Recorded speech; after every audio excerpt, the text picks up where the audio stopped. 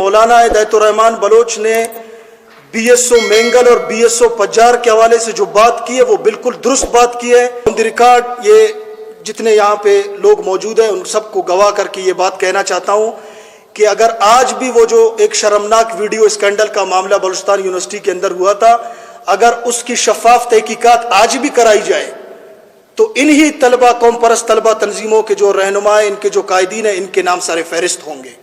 اساتذہ کا قتل عام کرنے والے کس منہ سے آج ایوانوں کے اندر بیٹھے ہیں؟ کس منہ سے وہ دن کو فوج کو دن کی روشنی میں فوج کو گالیاں دیتے ہیں اور رات کو فوج کی چوکٹ پہ جا کر سجدہ ریز ہو کر اقتدار کی بھیک مانگتے ہیں؟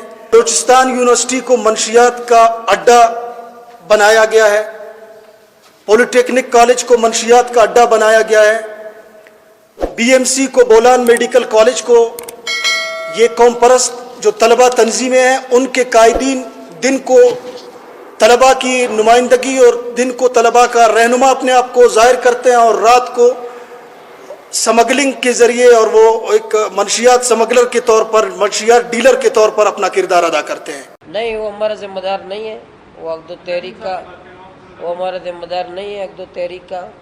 تو انشاءاللہ ہم اس کی مزید کابینہ ہم اپنا آئندہ بنائیں گے.